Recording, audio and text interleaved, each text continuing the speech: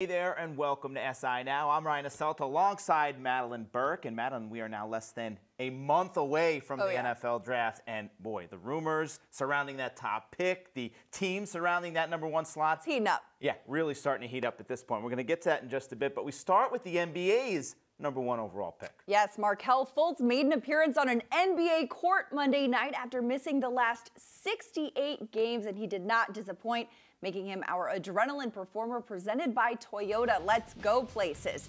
The young guy put up 10 points, 4 rebounds, and 8 assists in just 14 minutes. Ryan, are you encouraged by what you saw out there? Yeah, I'm encouraged by, first of all, he's on the court. Yes. That's a huge push. Great sign. A huge boost for this Sixers team as they get ready to make this playoff push here. The biggest sign of encouragement were the assists. 8 assists in under 15 minutes of play. That means he's taking the court ready to facilitate. If he can do that, if he can facilitate down the stretch, let's face it, he's not going to be a scoring threat on this team. That jump shot, it's still probably not NBA ready as he recovers from the shoulder injury. But if he can facilitate, dish the ball, come off the bench, spark this team, hey, that's as big of an ad for an NBA team in late March as anyone's going to get at this point. Especially an NBA team that is peaking at late March, and they have been winning some games. They have been looking good. They've got Joel Embiid out there healthy. I'm trusting the process right now. I'm excited about this Sixers team. Yeah, this is a big boost to the process. And like I said, the scoring, if he does any, hey, 10 points, that's all gravy because he's not going to be one of the top options to put the ball in the hoop. Right. On top of the 8 assists and the 4, I mean, it was a very solid stat line for the limited time on the court. Very, very encouraging. All right, how about in the NFL, Madeline? Ndamukong Suh has found a new home. The 5-time Pro Bowler signed a 1-year deal with the Los Angeles Rams. Now, Suh had talked with the Saints and Titans. He also had an offer from the Jets rescinded. Controversy usually surrounds the defensive lineman, but when focused and committed, Suh is an all-pro lineman. That hasn't always been the case during his time in Detroit and Miami. Are you surprised only a 1-year deal for a guy of his talent level and what you could get on the upside for him? I'm not surprised. First of all, I mean, Suh has gotten paid. That deal that he had in Miami, there were quite a few dollars involved there. But that being said, he didn't quite produce to that level when he was out in Miami. But, you know, I mean, look at this. Jared Goff tweeting out this GIF. He is very happy to see this. Wade Phillips also was quite excited. He had a solid tweet of his own as well. Look at this, SpongeBob, you know, cranking up that thumbs up. Who knew Wade watching these SpongeBob cartoons? Wade Phillips putting out the GIF right there. I have to, first of all, applaud that happening. But this is going to be, you know, possibly the greatest pairing of interior linemen in NFL history, him alongside Aaron Donald. And the fact that they are going to be solid and successful, I think, with the talent level they have.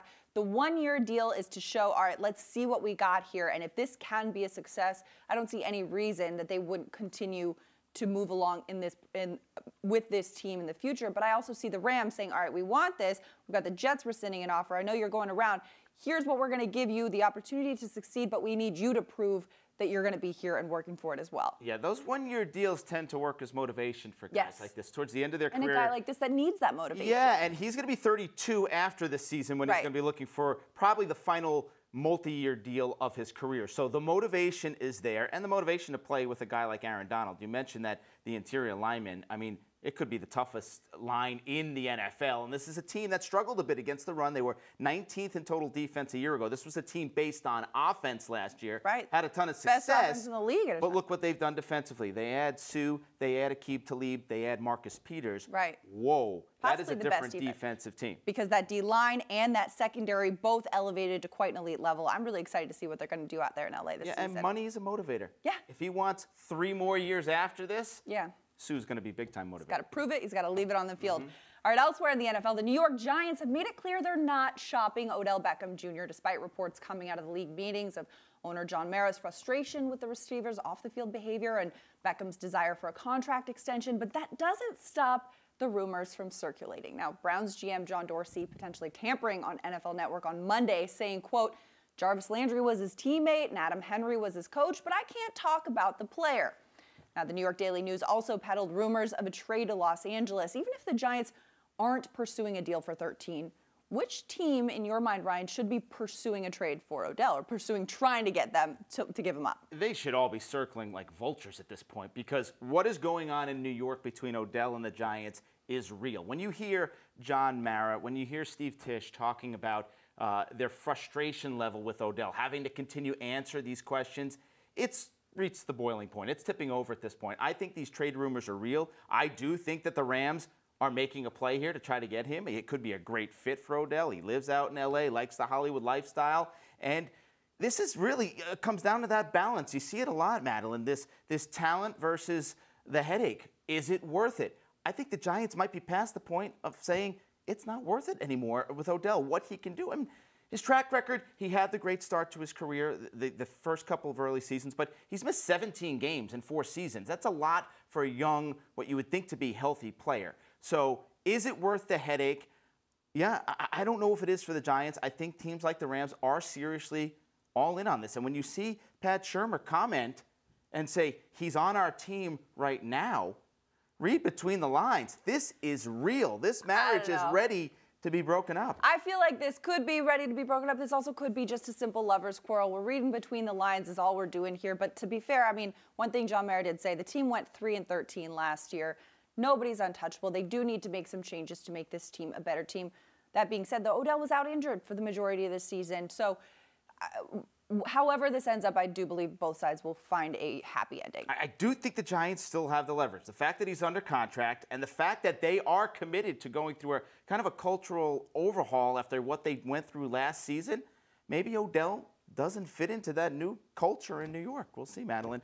So many rumors and reporting surrounding the top few picks in the NFL draft. Browns GM John Dorsey said Monday that he's exploring all options with Cleveland's #1 overall pick, and that includes fielding offers from other teams. Now, the Browns are believed to be considering using that top pick on quarterbacks Josh Rosen, Josh Allen, or Sam Darnold. Well, Rosen's former coach at UCLA, Jim Mora Jr., says if he was the Browns GM, he'd take Darnold at #1 instead of the guy he coached. Look at this. He says, I think Darnold has that blue-collar, gritty attitude. I think his teammates will love him. I think the city will love him. Madeline, concerning that Rosen's old coach is not throwing his support for him to be taken #1? Absolutely. Not only is he not throwing his support for his guy to be taken #1, he's throwing support for USC's guy, the crosstown rival, to be taken #1. That is the ultimate. So either Mora is doing some behind the scenes, like, let me motivate you by saying this in the press, but I don't know what kind of motivation. It's not like Rosen's got a game coming up where he needs to get hyped. This draft, I mean, all is said and done. They've put it on the field. They've left it on the field. Now it's up to the GMs to decide. Perhaps maybe it's just more trying to do Rosen a favor and saying, I don't want you to end up in Cleveland. There's a good point. That could be a little, back maneuvering going on here by Moore. I think this really is all about fit, and that's what he's talking about. Yeah. The type of player and the type of city. Rosen may be better suited for New York than Darnold, and Darnold to Cleveland. We saw this. Remember in 2004, Eli Manning, they mastered the move of him getting to New York. He was going to be a better fit for New York. Phillip Rivers was going to be a better fit for San Diego. Right. It worked out great for both teams and both players. So Not maybe always that's the better player. Sometimes it's just the right fit. fitting. Exactly. All right, speaking of quarterbacks, earlier this morning, Raiders head coach Jon Gruden was asked about Colin Kaepernick remaining unsigned. Now, Gruden mentioned the former 49ers single caller in the same breath as Robert Griffin III, Tim Tebow, and Johnny Manziel, saying there was intrigue there and some surprise they never made it back to the league. But Gruden also mentioned that the last tape on Kaepernick from 2016 wasn't very good. The Raiders head coach said, he got beat out by Blaine Gabbert to start the 2016 season. I think that says something, but I am surprised he's not in camp with somebody. He probably will be soon. Now, meanwhile, the Raiders have signed E.J. Manuel and Josh Johnson within the last 10 days here, Madeline. What do you think? Does Gruden know something here, or is he just reaffirming this belief that Kaepernick, at this point, is being blacklisted by the NFL? It seems like Gruden is trying to play both sides here. He's saying, you know what, looking at the tape, I don't necessarily like what I see, but I'm also going to be supportive of this guy and say I'm surprised that he's not on a roster somewhere. But again, if you are that surprised that he's not on a roster, why did you sign E.J. Manuel 5 days ago? Why did you sign Josh Johnson a week ago instead of signing Colin Kaepernick and giving him a look and giving him a potential possibility to come out in camp and show what he's got? If you really do believe in this guy, sign him. Don't tell the media. Don't say it in a press conference. Give him an opportunity to come to camp and actually prove he's worth a spot on your roster. If not, it's just hot air. Yeah, I see what you're saying. I guess I'm not connecting the surprise with interest. I think we're all surprised that Colin Kaepernick at this point is not in the league and that it's gone on this long. But him being surprised does not necessarily mean that Colin Kaepernick would be a good fit for the Raiders, good fit for what John Gruden's trying to do offensively. But when you see the names, E.J. Manuel and Josh Johnson, I mean, these guys are way down the trash heap list of free agent quarterbacks here. So, yeah, I think we're all surprised. I just think there is a belief, though, that he has been blacklisted, and there's not a home for him anywhere in the NFL right now. Long story short, the saga continues. It sure does. Yeah. UMBC became the first number 16 seed in the men's NCAA tournament to beat a number 1 seed when the Retrievers rolled past overall top seed Virginia with a 20-point victory. Now, the school announced Monday that UMBC coach Ryan Odom has agreed in principle to contract amendments that will keep him with the Retrievers. Now, Odom talked to Middle Tennessee State, but opted to remain at UMBC, says he's, quote, totally focused on UMBC, trying to capitalize on what we've been able to do here. Are you surprised he didn't parlay this historic success into another opportunity? Not yet, because he's only had 2 years as a full-time head coach in Division I, and the interest level wasn't from big-time programs. We're talking about Middle Tennessee State. I think East Carolina was in the mix there.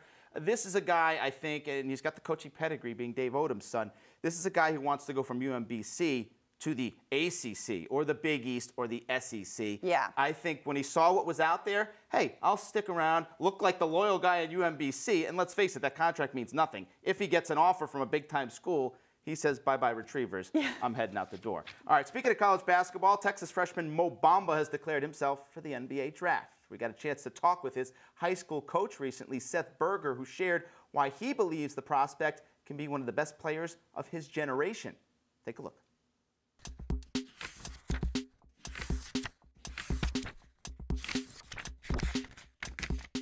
I'm joined now by the head coach of Westtown School, which is featured in the SITV documentary We Town, Seth Berger. Now, Coach, obviously you have a talent and have had talent-laden teams, Mo Bamba, Cam Reddish, amongst others, that far exceed the competition. What's the biggest challenge in coaching a team like that?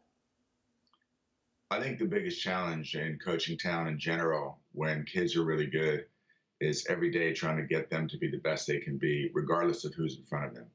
So we always try to measure our success and our kids' success based on how they do compared to how well they could do, as opposed to what's the score at the end of the game. When I notice watching WeTown, you talk about one and dones in a positive way. You almost hear this negative connotation sometimes attached to that. To me, it seemed like, it was a badge of honor in a sense that if you could get a guy to be a one and done. Is that a goal of yours to accelerate their path to the NBA?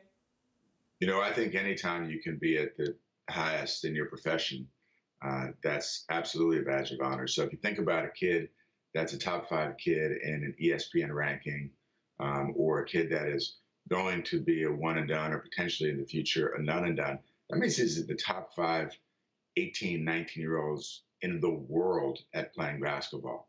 So yeah, I think if you said to anyone in any profession, do you want to be one of the best 5 in your age group in the world? The answer would be, yeah, that'd be pretty cool. Obviously, with the kind of talent you're coaching, you're dealing with these sort of things. What do you think about that rule in general, one and done? I think it's a bad rule. I mean, I think it's a bad rule for the kids. I think it's a great rule for the NBA. I think fundamentally, if you think back to before the rule existed, it didn't really change college basketball. What I mean by that is people say that getting rid of the one and dones is going to hurt college basketball. Not really. You think about it, there are probably 10 to 15 kids every year that are good enough to go straight to the NBA from college. What it does for the NBA, and I completely appreciate it and respect it, is it gives the NBA and general managers some visibility into what these kids will be if and when they get to the league. But for a kid, it says, listen, you know what?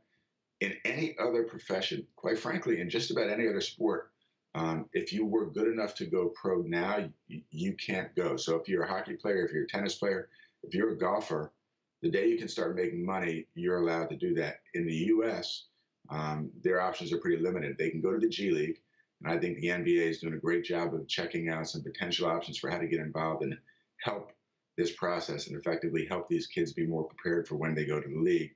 But, if I'm a hockey player, if I'm a tennis player, I get to sign a contract, I get to sign with an agent, I get to get paid right away. Why should it be any different for kids who are in basketball? Now, part of WeTown focuses on a game where you guys had DeAndre Ayton on the other side, so it was Mo Bamba up against Ayton. What's the case for drafting Bamba over Ayton into the NBA? I think Mo Bamba is going to be the best defensive player in this generation. If you watch teams play this year against Texas, there were possession after possession where teams couldn't score. Guards would drive the lane, and they would immediately recognize that Mo could guard two people. He could guard the guard driving, and he was long enough and smart enough to also keep space and be able to guard the big who might be sitting in the short corner waiting for that lob. You know, when Mo showed up to Westtown in 10th grade, I didn't see any reason to restrict him to just playing around the basket. He can shoot the ball. So in today's league, you get a kid who's 6'11" with a 7'9" wingspan who stays out of foul trouble, protects the rim, can shoot threes and guard multiple positions. Not sure what else you'd be looking for. Now, some people might not know this, but you're one of the founders of And One at the time, and you had other high-profile job offers, including possibly running Reebok, which they show in Wheatown, and some other college programs. Why stay where you are right now? Oh, I love Westtown. You know, coaching high school basketball is the most fun way for me to make a difference. Our kids have all been there since pre-kindergarten. We've been guardians of 4 boys who have gone through the high school there. And it's a community that I think really values character and integrity and allows kids to be the best at whatever they're really good at. So whether it's a robotics program or a great basketball program, Westtown tries to support kids in being the best they can be. It definitely seems like you're trying to do some good things, continued good fortune in that endeavor. Thank you.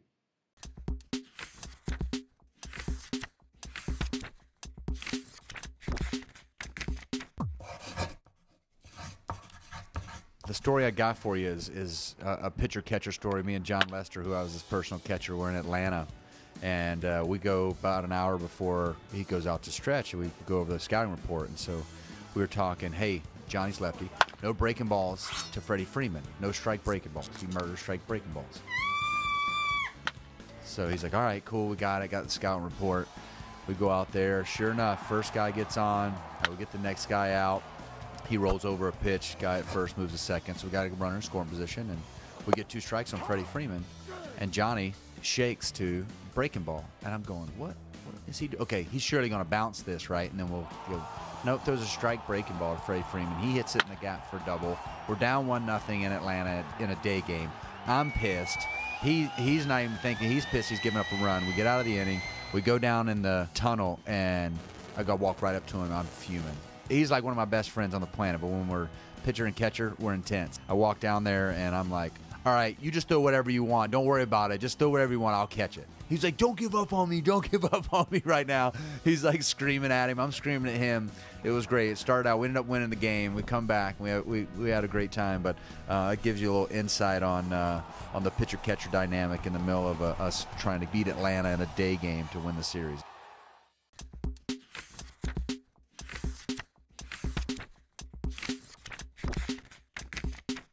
Baseball season starts this week, and joining us on behalf of Carhartt is JD Martinez. JD, in the past year, you've gone from being on the Tigers to the Diamondbacks, and now you're on the Boston Red Sox. How's it been settling in with your new team? Oh man, settling with these guys have been great. They've definitely embraced me. Being around these young, energetic, guys that kind of push me, motivate me, kind of keep going and. To keep up with their energy levels every day, but it's been great. They've embraced me since the moment I got here. Already, I've only been here about a month, and I already feel at home here. What have you noticed about this clubhouse that's different from the other teams you've been on?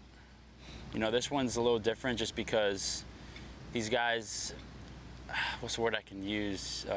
Very confident. They're confident in their ability, and they're fearless in any teams they play. Any guys we're facing, it seems like they're just up there. They're fearless. They're ready to go. They just have this energy to them that's fun to be around. Now, you were the coveted free agent this past offseason, but it took until players reported to camp for you to hammer out a deal. What were your feelings when camps were starting and you weren't on a team yet? At first it was a little bit like, okay, what's going on? But as it kind of went on, you kind of understand your talents and what your value is, and every time. When you sit back and you think about it, you're like, okay, I know my skills, I know my abilities, and I know that there's a need for me out there. So I'm able to be calm in those situations.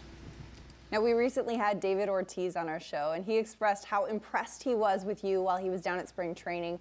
What was your experience like working with Big Papi? Oh man, he's great. He's funny. He's big poppy, you know. Yeah.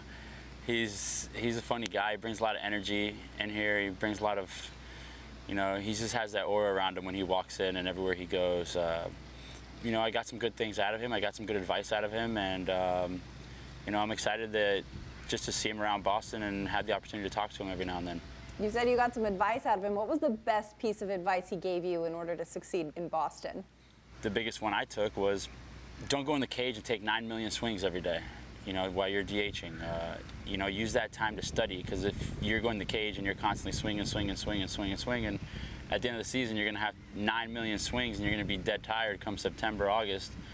And kind of just a way to monitor yourself and monitor the swings throughout the season. Now, of course, you're joining us today on behalf of Carhartt.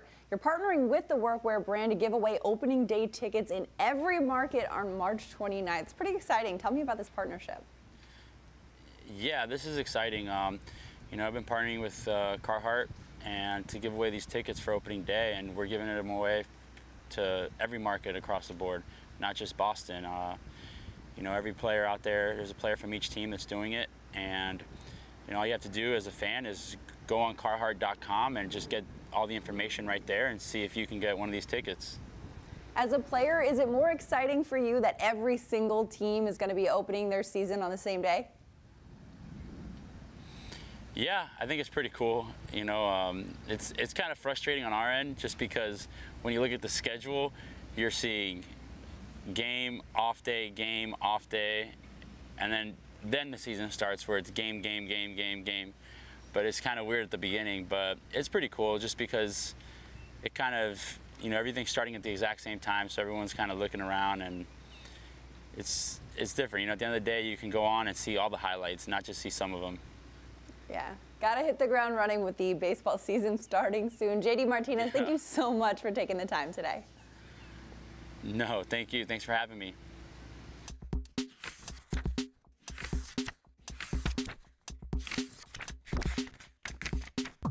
NBA G League player Zeke Upshaw tragically lost his life on Monday after he collapsed on the court during a game over the weekend. He was 26 years old. Now, the Grand Rapids Drive tweeted a statement from Upshaw's mother saying, quote, "After continued efforts from the medical team at Spectrum Health, Zeke made his transition at 11:16 a.m. To family, friends, teammates, coaches, fans, and confidants, thank you for your prayers and support during this most difficult time." And after the Grand Rapids Drive confirmed that Upshaw had died, many of his fellow professional players and others from the basketball community took to social media to express their sympathy. Lots of players, and it's a tight-knit basketball community. Jerry Stackhouse sending out his prayers, Karl Anthony Towns, Isaiah Thomas, Mark Jackson, and Madeline, this is just so sad. It makes you think of guys like Reggie Lewis for the Celtics, Hank Gathers for Loyola Marymount when he was a college player. Obviously, we don't know the cause of the death of Zeke Upshaw yet, but a tragic loss, and it's a tight sports community, as you can see by the response. Tight sports community showing a lot of support for his family in what must be a very tough time. Well, that's it for us today. You can catch us right here tomorrow at 10:30 a.m. Eastern. In the meantime, follow us on Twitter at SI Now Live for the latest updates and videos. See you tomorrow.